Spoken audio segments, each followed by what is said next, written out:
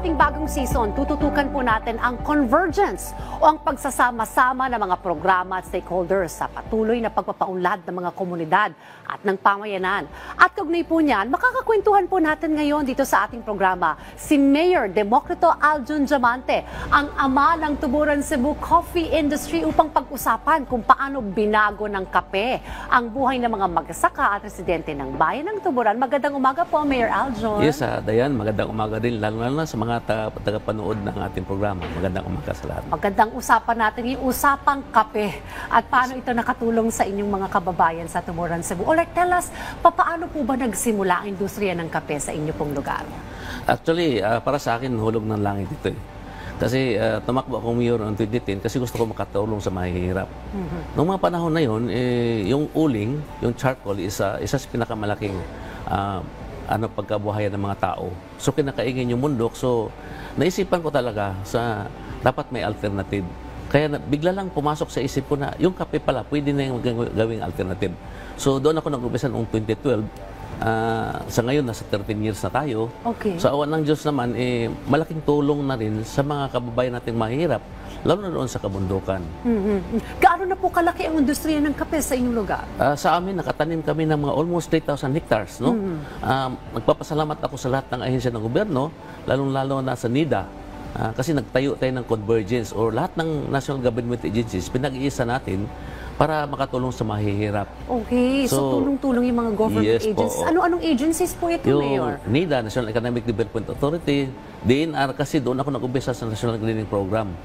Instead na ordinary na kahoy na yung patatanim natin, kape ang pinapatanim natin. Okay. So, actually, ang ganda ng packaging nga nitong kape. This is yung coffee, yung Tuburan Coffee. Yes, at ang ganda ng packaging, may mga tumulong ring mga agencies sa ating mga farmers? Lahat po ng agencies, ito gawa ito ng DOST. Lahat ng agencies dito, DOST, DTI, DSWD, lahat, basta kasama pa yung NIA. Kasi ang NIA, siya yun namang in charge sa patubig. Okay, so tulong-tulong talaga, no? Iba't ibang mga ahensya ng gobyerno.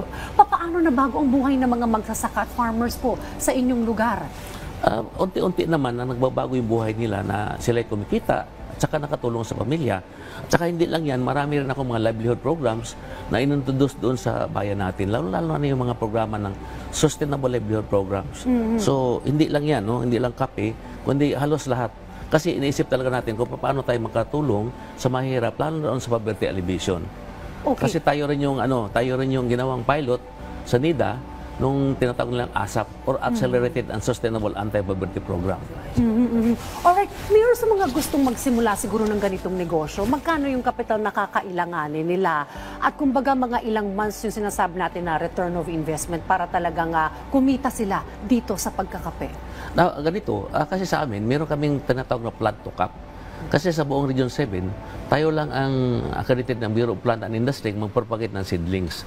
So, kami na rin yung nagka-cutting. Meron kami mga mother plant. So, nagpo-produce tayo ng mga 20 to 30,000 seedlings in a month.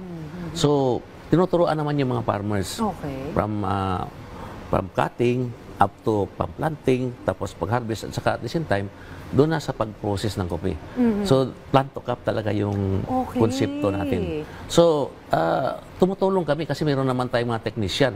Kung mayroong gustong magtanim, willing kaming tumulong at saka ituro yung experience namin. Kasi, two birds in one stone ito eh.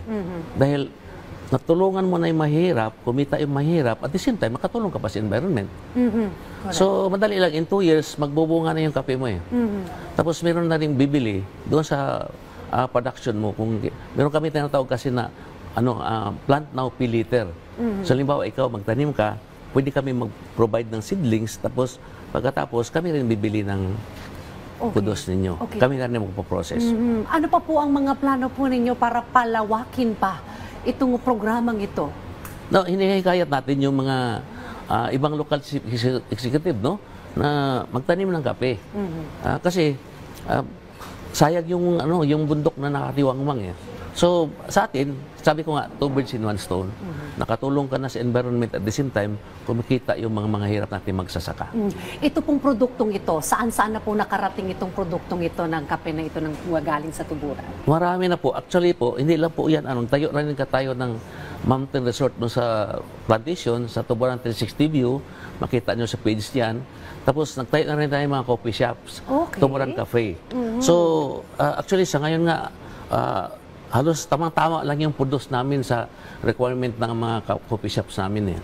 So, marami na rin. Nagpapasalamat ako sa lahat ng mga Cebuano, lalo na sa mga Pilipino na tinangkilik yung produkto natin. And I hope this will be for export also, ano? Na Yes.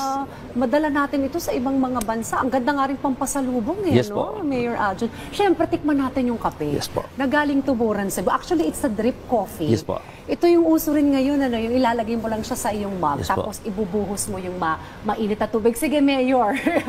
Sasabayan kita sa pag-inom mo ng kape na ito.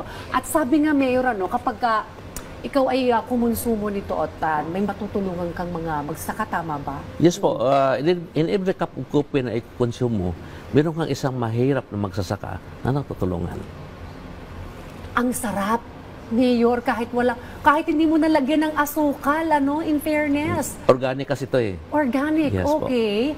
Alright, so sa ating pong mga magsasaka doon sa Tuburan Cebu, ano pong inyong mensahe po sa kanila? Yes, sa ating mga magsasaka na sa bayan namin, na sana pagbutihin natin at saka sipagan pa natin ang pag-maintain ng mga coffee plantation natin. No? Kasi sayang din eh. Kung ipakain lang natin sa mga hayop, sayang. So, magkaroon tayo ng pera niyan at saka at the same time, nakatulong pa tayo sa environment. So dahil po sa napalakas na industriya ng kape, yung ating pong mga kababayan doon na kumbaga ay mahirap noon, naiangat na po natin ang estado nila sa kanilang buhay. Yes po, unti-unti po talaga. At saka ang ginagawa po natin, maging mayor kasi tayo, nagtayo ako ng mga high school sa Kabundukan.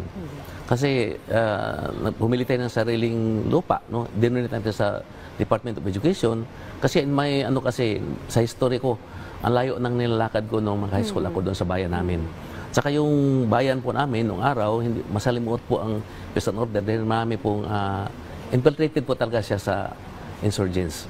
But sa ngayon, nagbago na ang buhay ng mga taga-bundok, saka buhay ng mga hirap, unti-unting nabago. Kung ikukumpara po natin itong kape mula sa Tuburan Cebu, paano po natin siya ma-differentiate sa ibang mga coffee available out there? Ang kaibahan lang sa atin kasi may tagline kami na, tingnan mo, handpicked and roasted with love. So may pagmamahal talaga. Kailangan sa lahat ng bagay na gagawin mo, meron kang love. So, ibig sabihin, kung love mo yung pagpudos ng masarap na kape, kayang-kaya yan sa Tuburan. Kasi ang mga farmers po namin is may pag-ibig doon sa ginagawa nila. Saka isa pa, organically grown siya. At saka alam mo, pagka ikaw ay humigop ng kapeng ito, maaalala mo yung mga magsasaka sa Tuburan Cebu na tinutulungan mo rin talagang maiangat ang kanilang buhay. Mensahe na lamang po sa ating mga kababayan po, Mayor. Yes, sa ating mga kababayan, tangkilikin po ang produktong Pinoy, produkto ng Tuburan. Kasi sariling atin ito.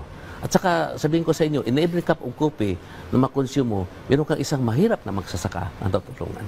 Naku, maraming salamat po sa pagpapaunlak po ng inyong oras sa amin ngayong umaga, Mayor Aljon Diamante, at sa ating po mga kababayan. Naku, dapat po matikman po ninyo itong kapeng ito. Hindi ko po talagang totally ma-describe sa inyo. Dapat kayo po ang mismong tumikim nito at para matulungan din po ninyo ang ating po mga kababayan magsaka. Malugod po kami nagpapasalamat sa inyo pong patuloy na suporta at hinihikayat po namin kayong muling makiisa sa ating programa sa darating po na Webes kung saan ibabahagi po namin muli ang mga kwento na pakibaka para sa mga karapatan ng ating pong mga mahirap. Kaya samahan niyo po kami at samahan niyo rin po ako, Mayor Aljon, sa pagbigkas po nito dahil sama-sama tayong umaksyon laban sa kahirapan.